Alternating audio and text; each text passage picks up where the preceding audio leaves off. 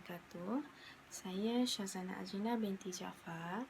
Pada hari ini saya akan membuat satu kritikan terhadap novel yang saya pilih, iaitu novel Menongkar Arus yang ditulis oleh Ramlah Mat Jali.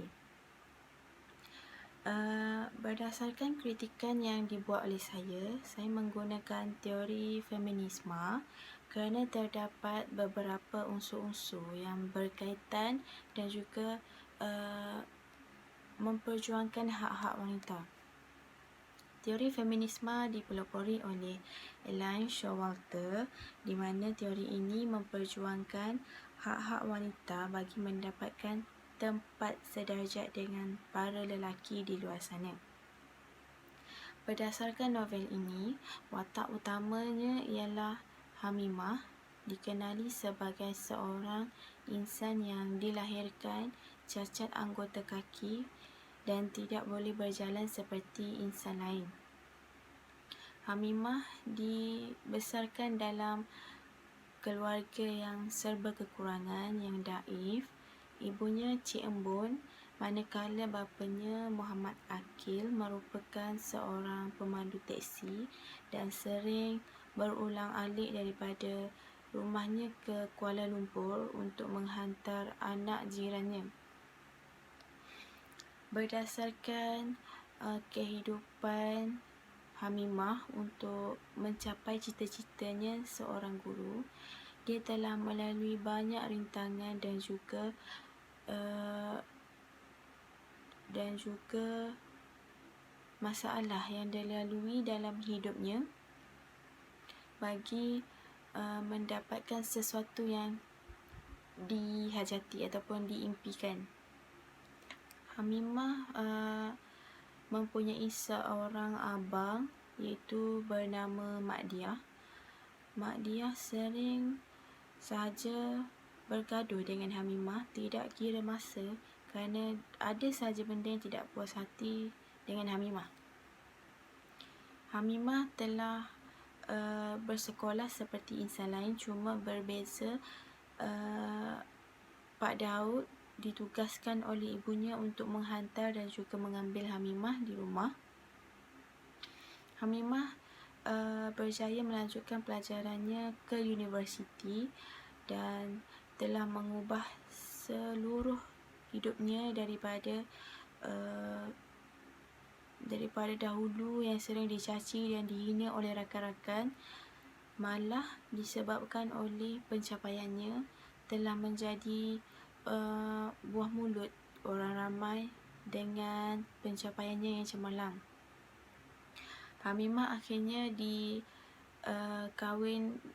dikawinkan dengan seorang pemuda yang bernama Bakri dan telah memiliki 4 orang cahaya mata. Berdasarkan watak Hamimah ini, dia berjaya menggambarkan kedudukannya sebagai watak utama dalam novel Menongkar Arus. Pengarang mewujudkan kelemahan dan juga kelebihan yang ada pada diri Hamimah dalam kemelut kehidupannya. Novel ini juga mengangkat keunggulan dan juga martabat seseorang wanita. Disebabkan itu, saya suka memilih novel ini kerana dia bersesuaian dengan teori yang saya sering guna dalam ilmiah ataupun dalam kritikan ilmiah saya. Teori ini dikatakan berkaitan dengan beberapa sudut yang dipilih, itu dari segi sudut citra wanita, sudut biologi, sudut sosial, sudut ekonomi dan juga sudut budaya. Kalau kita lihat dari segi sudut citra wanita, ada contoh yang menunjukkan bahawa Hamimah merupakan seorang insan yang bersungguh-sungguh untuk mengejar cita-citanya, di mana dia sanggup bangun seawal pukul 5 pagi untuk mengikut Pak Daud pergi menoreh getah, kerana Pak Daud ada perkara yang perlu diselesaikan dan tidak dapat menghantar Hamimah kalau Hamimah tidak ikutnya pada pukul 5 pagi. kalau kita lihat, waktu tersebut memang tidak ada pelajar yang pergi ke sekolah. Namun disebabkan kesungguhan yang ada pada diri Hamimah menyebabkan dia tidak menghiraukan benda-benda ataupun seperti ketakutan sekalipun. Dia tidak hirau, dia terpaksa akur dan ikut Pak Daud kerana dia tahu dengan pergi ke sekolah dengan mengharapkan bantuan daripada Pak Daud sahaja. Selain itu, kita beralih kepada sudut biologi, di mana Hamimah dikenali sebagai insan yang cacat dari segi anggota kaki. Namun benda tu tidak menjadi penghalang buat Hamimah untuk terus berusaha ataupun terus bergerak maju ke hadapan daripada orang lain. Jika kita lihat, Hamimah terkenal dalam kalangan rakan-rakannya dan juga keluarganya sendiri. Dia tidak suka mengharapkan bantuan daripada orang lain, termasuk ibunya sendiri, dari segi persiapan makan minumnya, dari segi pakai bajunya, dan banyak lagi seperti mandi dan juga buang air besar. Hamimah tidak mengharapkan bantuan daripada ibunya kerana dia lebih suka melaksanakan perbuatan tersebut tanpa dibantu oleh orang lain. Seterusnya, kita lihat dari segi sudut sosial, di mana penekanan dari segi aspek jasmani, emosi, intelek dan juga rohani. Hamimah sememangnya kental dari segi emosi.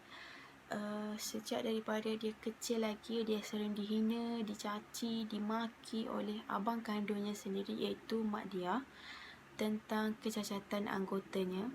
Namun emosi Hamimah sungguh kuat, sungguh kental, dan dia menganggap kata-kata yang diberikan ataupun dilontarkan oleh abangnya itu merupakan menjadikan semangat, pembakar semangat bagi hidupnya untuk terus mencapai kejayaan. Mak dia sering menghina Hamimah ketika Hamimah tinggal bersamanya di Kuantan. Mak dia mengatakan bahawa Hamimah sekadar menumpang dan juga tidak berterima kasih kepadanya. Bahkan Hamimah tidak hormat akan mak dia, sedangkan perbuatan dan juga perlakuan yang dilakukan oleh mak dia sebenarnya yang memberi ataupun menguji tahap kesabaran Hamimah. Walau bagaimanapun, Hamimah masih lagi akur, masih lagi sabar, disebabkan dia teringat kata-kata ibunya kerana dia dengan mak dia masih lagi ada tali persaudaraan, iaitu darah daging. Walaupun sebenarnya Hamimah lebih suka berkongsi cerita ataupun lebih suka mengadu kepada Alung, dikenali sebagai anak Pak Daud, ataupun dikenali sebagai kekasih senyap Hamimah. Kita beralih kepada sudut ekonomi, di mana watak Hamimah digambarkan dalam kesedaran ataupun konsep kesederhanaan, di mana Hamimah dibesarkan dalam keluarga yang sungguh daif. Namun mak dia, setelah dia berkahwin dengan Suraya, anak Cikgu Karim, dia seakan lupa kelahiran ataupun tempat lahirnya. Bahkan mengatakan Hamimah juga sememangnya tidak sedar diri, sedangkan benda itu berbalik kepada abangnya, mak dia. Namun mak dia tidak sedar ataupun buat-buat lupa dan mengatakan bahawa Hamimah yang tidak sedar diri. Sebagai Hamimah dianggap wanita yang sungguh kerdil di mata abangnya, iaitu seorang lelaki. Walau bagaimanapun, Hamimah juga mempunyai perasaan dendam terhadap abangnya sendiri dan dia juga berjanji suatu hari kalau dia berjaya, dia pasti tidak akan bantu, tidak akan tolong abangnya kalau mak dia dalam kesusahan. Kita berbalik kepada sudut yang terakhir, iaitu sudut budaya. Hamimah menampilkan watak pencerita terhadap budaya dalam tradisi yang diamalkan oleh orang beragama Islam.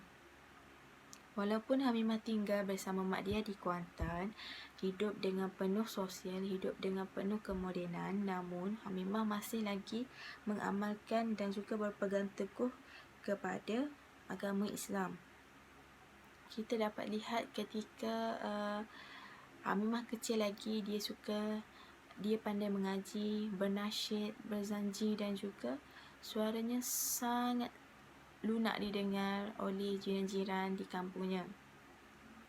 Ketika Hamimah melalui kubur arwah Alung juga, Hamimah sempat berhenti dan juga sedekahkan surah Yasin buat kesejahteraan Alung di alam sana. Selain itu juga, berdasarkan novel ini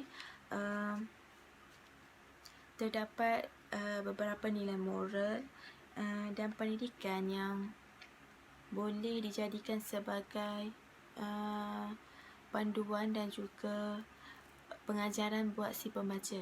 Antaranya, kita dapat lihat dari segi perwatakan Hamimah yang sangat berani, yang sangat tekun dalam mencapai cita-citanya. Dia tidak menghiraukan kata-kata hinaan yang diberikan oleh terutama abangnya sendiri, kerana dia tahu orang cacat sepertinya jika bersungguh-sungguh, jika berusaha, pasti akan mendapat dan mencapai kejayaan di puncak sana jika kita terus tekun dalam ilmu yang ada. Selain itu juga, novel ini banyak mengutamakan dari segi teori yang saya kaji lah, teori feminisme, iaitu watak Hamimah sendiri yang menghidupkan sesebuah cerita ini, yang menjadikan jalan cerita bagi novel Merangkak Arus ini berhasil dan dapat membuka minda pembaca, di mana kekurangan yang ada pada diri kita tidak seharusnya menjadi sebagai penghalang untuk mencapai kejayaan. Bahkan ianya menguatkan lagi semangat untuk terus menggamit kecemerlangan di atas sana. Setakat ini, novel Merangkak Arus banyak memberi pengajaran kepada saya sendiri dan juga pengalaman yang baru dalam diri saya untuk lebih hebat setanding wanita-wanita di luar sana. Setakat itu saja kritikan daripada saya. Sekian, terima kasih.